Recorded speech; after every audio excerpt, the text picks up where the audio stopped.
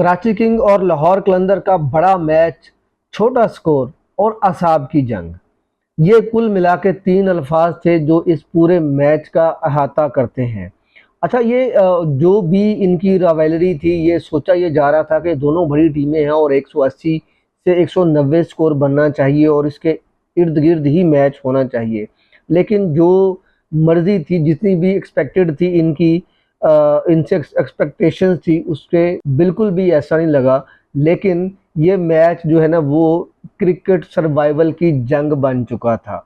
अच्छा जी, इस मैच में 2 चीज़ें जो थी वो बिल्कुल साथ-साथ चली। कराची की बॉलिंग बहुत डिसिप्लिन थी, लाहौर की बैटिंग बहुत ज़्यादा कन्फ्यूज़ थी।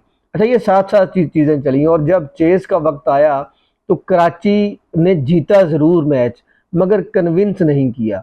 लेकिन लाहौर की टीम मैच तो हार गई, लेकिन उनकी बॉलिंग ने उनकी इज़्ज़त बचा ली। जितना उनका टोटल स्कोर लो था, उसकी उसकी मैं बात कर रहा हूँ। अच्छा, जब लाहौर कलंदर की इनिंग की बात कर लेते हैं, लाहौर कलंदर का जो इनिंग थी उसका आगाज़ ही बहुत फ्लॉप किस्म का हुआ था।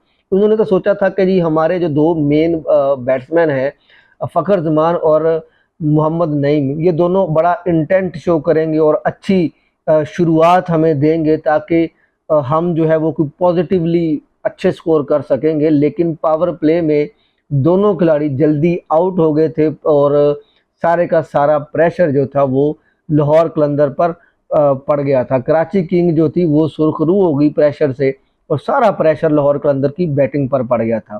फ़खर जमान चूँकि बहुत जल्दी आउट हो गए थे, अटैकिंग जो स्टार्ट वो देना चाह रहे थे वो अटैकिंग स्टार्ट वो नहीं दे सके और बैटिंग जो थी वो उनकी आइडेंटिटी जो शो करना चाह रहे थे वो बिल्कुल भी नहीं मिली। अब्दुल्ला शफीक ने 33 स्कोर बनाए और हसीबुल्ला खान ने कोई 28 स्कोर बना के इनिंग को सहारा तो दिया, लेकिन कोई भी बंदा मैच डिफाइनिंग नॉक नहीं खेल सका और इनिंग जो है वो उसको अच्छी इनिंग में कन्वर्ट करने में कामयाब उनका कोई भी खिलाड़ी नहीं हुआ। अच्छा जी, लाहौर ने इनिंग बचाई ज़रूर मगर इनिंग बनाई नहीं। इनिंग बचाई ज़रूर मगर इनिंग बनाई नहीं।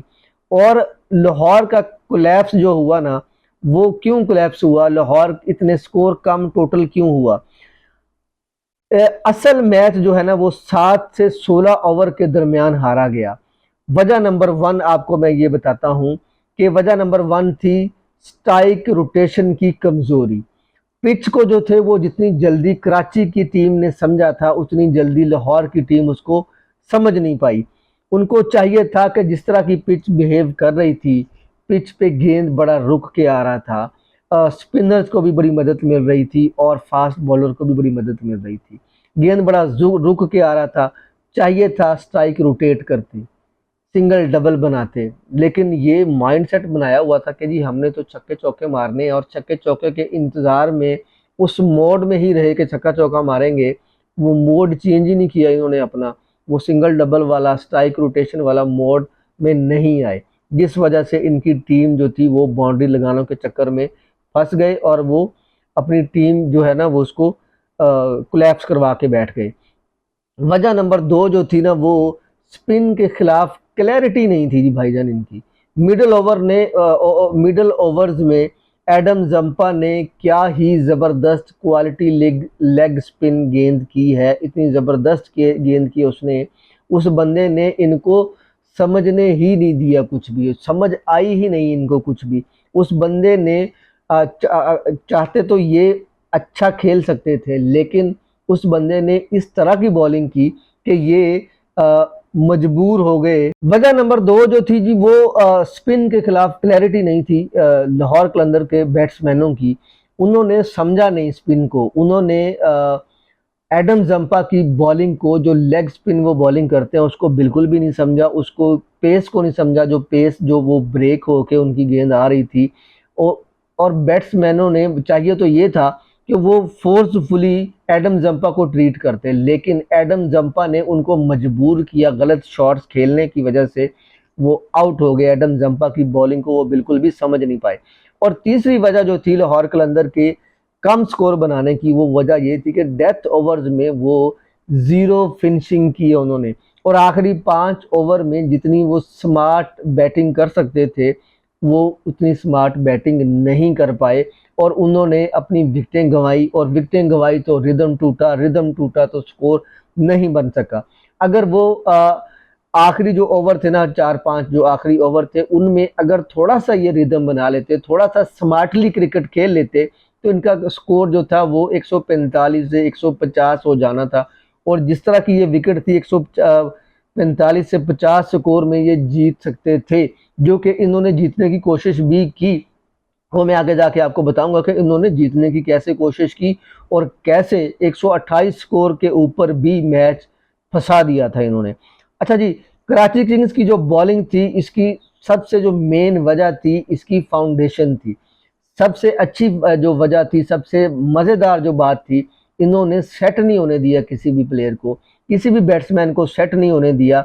और यही वजह थी कि वो ज़्यादा स्कोर करने में कामयाब नहीं हो पाए।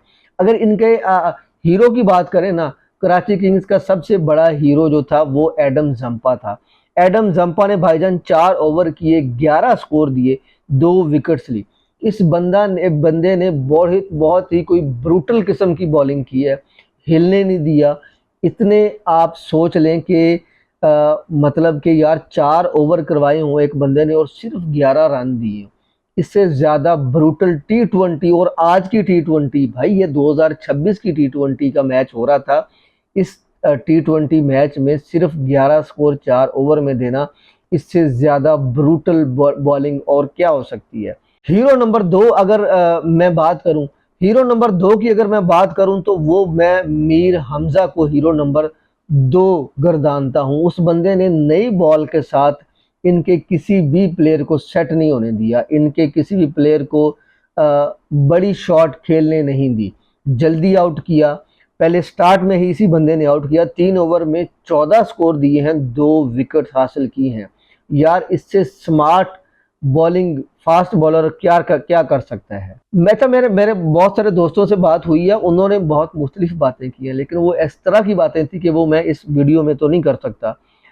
अच्छा जी, बहरहाल इनका जो सीन था भाइयों का, कराची किंग की बॉलिंग की खास बात ये थी कि वो विकेट के मुताबिक हो लिए थे, और जो लाहौर वाले थे वो विकेट के मुताबिक नहीं हुए। कराची किंग चूंकि विकेट के मुताबिक हो गई थी, तो वो अपनी रेपुटेशन के चक्कर के में नहीं पड़े कि हमारी जो रेपुटेशन है उसके मुताबिक खेलेंगे। जैसे रेपुटेशन है जी फ़खर जमान की छक्के चौके मारना, ऊंची शॉटें मारना, वो उस तरह की रेपुटेशन के चक्कर में नहीं पड़े। उन्होंने कहा भाई जिस तरह की विकेट है हम उस तरह से खेलेंगे। कराची किंग्स की कराची चेज तो किया उन्होंने, वो जीत तो गए, मगर बहुत सारी जगहों पे उन्होंने ड्रा भी दिया था, बहुत सारी जगहों पे लग रहा था कि कराची हार भी जाएगी। कराची किंग की बैटिंग को हम 2 हिस्सों में अगर अगर हम कराची किंग की बैटिंग को समझना है तो 2 हिस्सों में इसको तकसीम कर देते हैं। पहला हिस्सा जो है ना वो ये है कि वो उस तरह से पैनिक नहीं हुए और उस तरह से उन्होंने अपनी इनिंग को केओटिक नहीं किया, जिस तरह से लाहौर कलंदर की जो थी बैटिंग ने अपने आप को फंसा लिया था एक दिमाग में, वो पैनिक उनके फैल गया था और वो इतना अच्छा स्कोर ही नहीं कर पाया और कोई भी खिलाड़ी टिक के खेल ही नहीं पाया था। अच्छा जी, ये इनकी विकेट्स तो गिरती गई थी, लेकिन गेम अवेयरनेस इन्होंने रखी थी कराची वालों ने। वो कराची वाले मतलब कि फ्लॉप, अगर इनकी फ्लॉपी की बात करें ना हम, तो फ्लॉप भी इतना हुए, मतलब डिले इन्होंने अपनी जीत को इतना किया कि जी 19.3 ओवर में 131 स्कोर इन्होंने बनाया। हालांकि 128 स्कोर का टारगेट था, ये जल्दी बना सकते थे, ये जल्दी कर सकते थे अगर ये अपना अच्छा इंटेंट शो करते, ये सिंगल डबल और ये थोड़ा सा ज़रा तेज़ खेलते ना, समझ के खेलते, ये शाहीन अफरीदी के चक्करों में ना फंसते, तो ये बड़ा जल्दी क्लियर कर सकते थे, जल्दी मैच को फिनिश कर सकते थे। फिर भी जो नुमाया इनकी बैटिंग थी, जो मोहम्मद वसीम ने 37 गेंदों पे 38 स्कोर बनाया, साद बेग ने 21 गेंदों पे 19 स्कोर बनाया।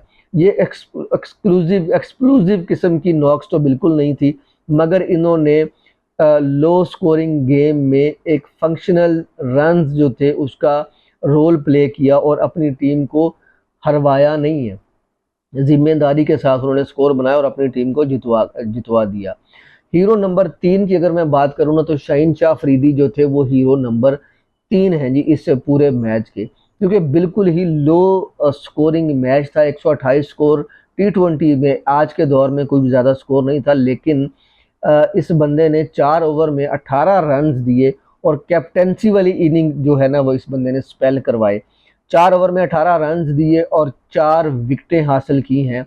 इसका T20 में 4 विकेटें लेना शाहीन शाह अफरीदी का, ये जाहिर करता है कि इस बंदे ने कितने दिल से क्रिकेट खेली है और अपोजिशन को इन्होंने जो है ना वो सौखा नहीं छोड़ा। एक जो आसान सा मैच था ना उसको डिफेंडेबल बना दिया इसने। शाहीन शाह अफरीदी ने इतनी अच्छी बॉलिंग की आज शाहीन शाह अफरीदी ने। अगर शाहीन शाह अफरीदी का कोई और बॉलर इस तरह से साथ दे देता ना तो ये मैच लाहौर कलंदर जीत भी सकती थी। लेकिन वो जिस तरह से एक अथॉरिटी वाला मैच जो होता है ना कि अथॉरिटी से जीत सकते थे इतना, तो 10 ओवर में ये मैच फड़का के साइड पे कर सकते थे कराची किंग वाले, लेकिन उस बंदे ने इतना आसान रन चेज नहीं करने दिया। अच्छा जी, जिस तरह से मैंने अभी बात की है ना कि जी शाहीन शाह अफरीदी का साथ किसी ने नहीं दिया। शाहीन शाह अफरीदी का साथ मुस्तफिजुर रहमान ने दिया तो है, लेकिन उस तरह से जो है वो साथ अगर वो विकेटें निकालने में भी दे देते ना तो मैच में फन मजीद क्रिएट हो सकता था। अच्छा जी, इतने बड़े मैच में इतना टोटल लो क्यों था? ये इसका सबसे बड़ी वजूहात, इसकी 4 वजूहात है जो मैं आपको बताने जा रहा हूँ। एक तो जी जो लाहौर की कज़ाफ़ी स्टेडियम की पिच है, ये आज की जो पिच थी ये फ्लैट पिच नहीं थी। ये उस तरह से बैटिंग जो जिस तरह से बैटिंग पिच होती है उस तरह से बैटिंग पिच नहीं थी, बैटिंग फ्रेंडली नहीं थी। ये टिपिकल वो हाईवे पिच भी नहीं थी। सरफेस मुख्तलिफ इसमें अलामात थी क्योंकि गेंद बड़ी रुक के आ रही थी और कटर जो थे इसमें बहुत ज़्यादा इफेक्टिव हो रहे थे। फास्ट बॉलर की कटर जो थे वो बहुत ज़्यादा पेस ऑफ डिलीवरीज आ रही थी, वो बहुत ही ज़्यादा काम कर रही थी।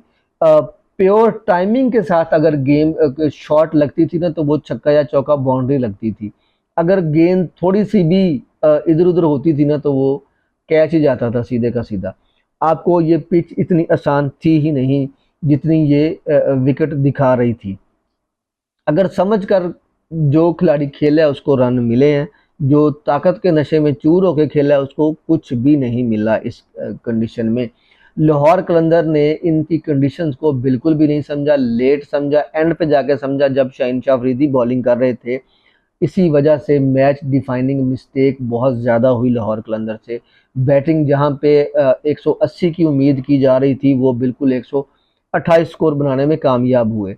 पिच डिमांड कर रही थी कि जी सिंगल डबल लें, स्ट्राइक रोटेट करें, क्रीज को अच्छे तरीके से इस्तेमाल करें। रिस्क मैनेजमेंट जो थी वो इन्होंने समझा नहीं कि रिस्क मैनेजमेंट किस तरह से हम करें। इन्होंने ऊंचे शॉट खेलने की कोशिश की है, लिहाजा ये अच्छा मैच परफॉर्म नहीं कर पाए और अपनी इन्होंने शॉट लूज शॉटें मारी हैं और जिसकी वजह से इनकी विकेटें गंवाने में ये लोग जो है ना वो आगे आ गई थे। बहरहाल जी ये कुल मिला के ये लो स्कोरिंग मैच की ये वजह थी। अगर मैं आपको बताऊं कि इस मैच के विलन कौन कौन थे, लाहौर कलंदर की पूरी बैटिंग लाइन विलन को मैं उसको विलन शुमार करता हूं। लाहौर कलंदर की बैटिंग जो है अगर ध्यान से ये लोग खेलते, पिच को कंडीशंस को रीड करते तो ये अच्छा खेल सकते थे, तो ये नहीं खेल पाए।